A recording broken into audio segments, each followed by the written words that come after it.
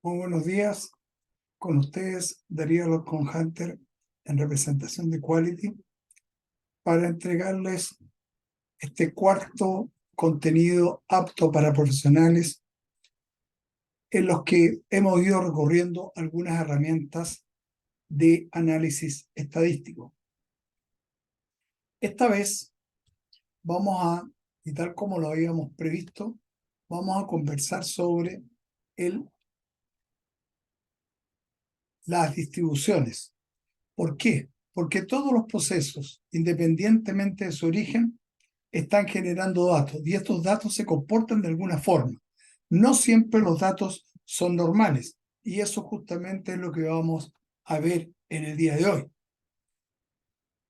Ya teníamos y hemos venido trabajando a lo largo de los videos con los mismos datos, donde lo que nosotros veíamos es que todos estos procesos tenían la misma media, lo que nos podía hacer suponer que estábamos hablando de los procesos muy parecidos. Pero cuando ya incorporamos la desviación estándar, nos dimos cuenta que la cosa no era así. Ahora vamos a agregar una nueva herramienta que nos permite identificar el tipo de distribución que está detrás de cada uno de esos procesos. O sea, esta vez vamos a trabajar con las tres distribuciones. En general, las distribuciones que pueden asumir los procesos se pueden dividir entre continuas y discretas bajo todas estas distribuciones que están acá. Las discretas, la típica es la binomial, que es pasa o no pasa, con oreja, sin oreja, con mancha o sin mancha, etc. Y por lo tanto, las vamos a dejar a una oportunidad posterior, si viene el caso. Por otro lado, por el tiempo que estamos acotados, vamos a referirnos hoy solamente a las muestras de tipo continuas y poblacionales. Estas típicas son la normal, la log normal, la exponencial y la Weibull. Cada una de ellas yo la puedo esperar dependiendo del tipo de proceso.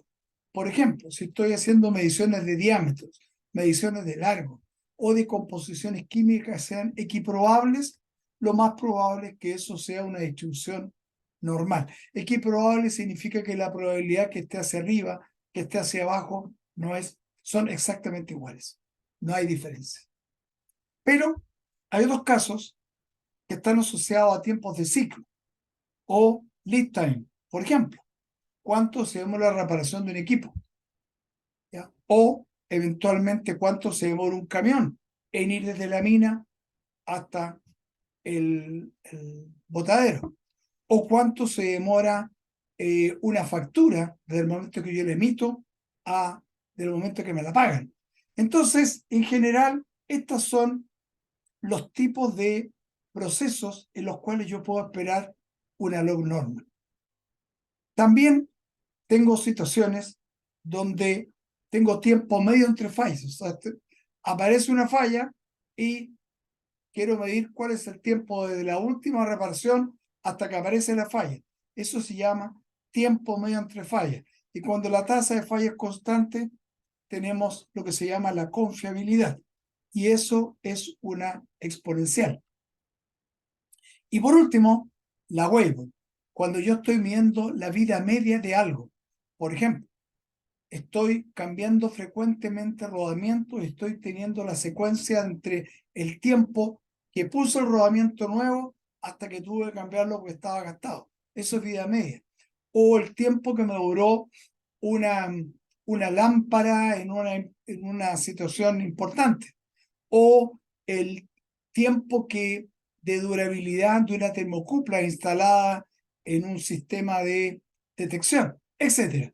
Cualquiera de ellas, lo más probable es que va a tener una distribución de tipo Weibull. Dicho eso, ¿por qué es importante entonces entender la distribución? Porque dependiendo del tipo de proceso el que yo tenga, que ahí ya vimos varias opciones, yo puedo identificar ciertos elementos claves: centramiento, variación y forma. Y eso normalmente me lo entrego en un histograma.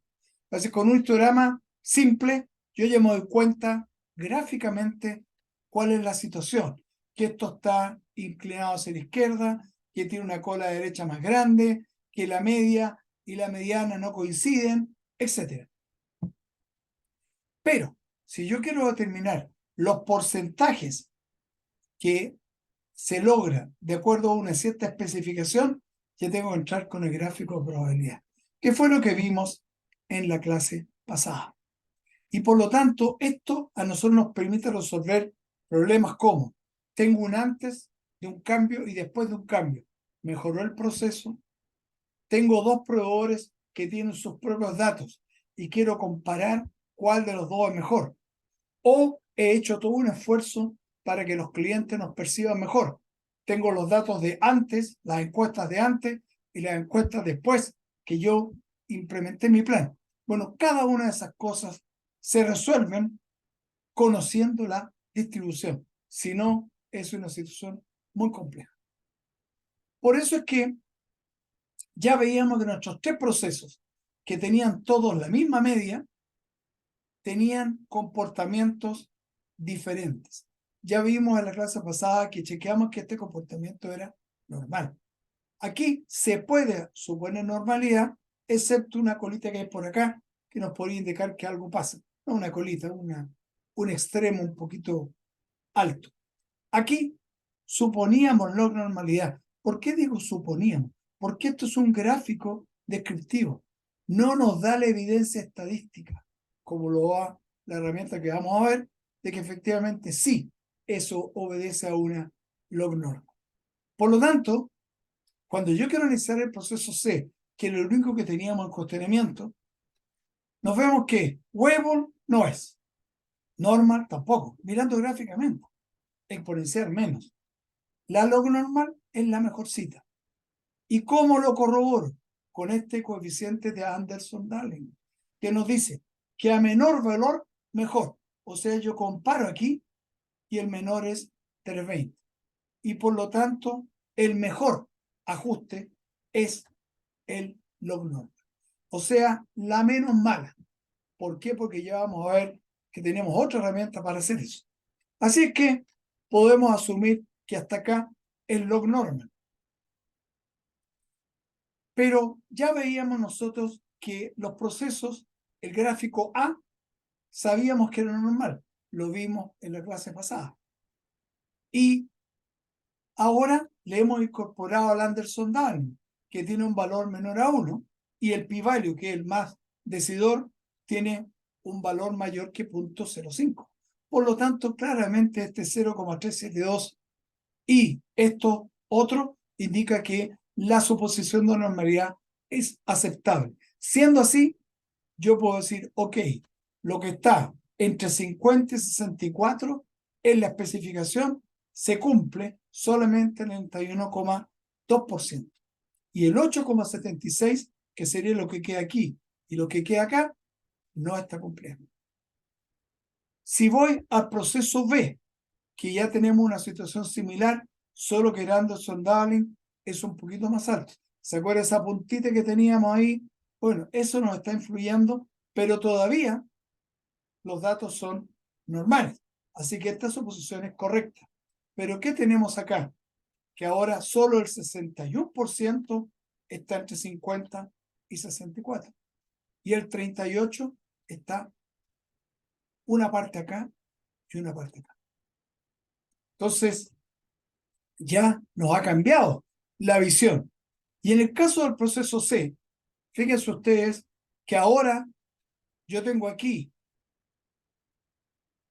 logarítmico y acá logarítmico también, no como el normal que tengo solo logarítmico acá y acá lineal. Nosotros tenemos que el valor de P para una log normal es mayor que 0.05. O sea, la log normalidad es aceptable. Y el Anderson-Darling es menor que 1. Por lo tanto, ese valor, siempre que es menor que 1, suele ser aceptable. Y por lo tanto, ahora puedo ver yo que a pesar de que los tres procesos tenían la misma media, aquí en este caso solamente el 28,4% del producto va a estar en especificación.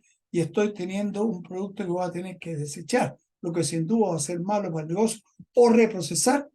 Casi el 72% del producto va a estar fuera de especificación. Bueno, Esa es la importancia de entender la distribución de los datos de salida en un proceso. Y en este caso, usando el gráfico de probabilidad, nos da esa probabilidad de ocurrencia de algún evento que sea de interés por los presupuestos, por las especificaciones que yo me doy. Así es que esperamos que esto les sirva de una motivación para que ustedes sigan profundizando en esto. Y si creen que les podemos ser de utilidad en algún momento, por favor, no duden en contactarnos acá. Bueno, una vez más, le agradezco su tiempo. Espero estar agregando valor a los profesionales desde estos contenidos y nos encontraremos la próxima semana donde vamos a conversar sobre los gráficos de control, que es complementario a lo que ya hemos visto hasta ahora.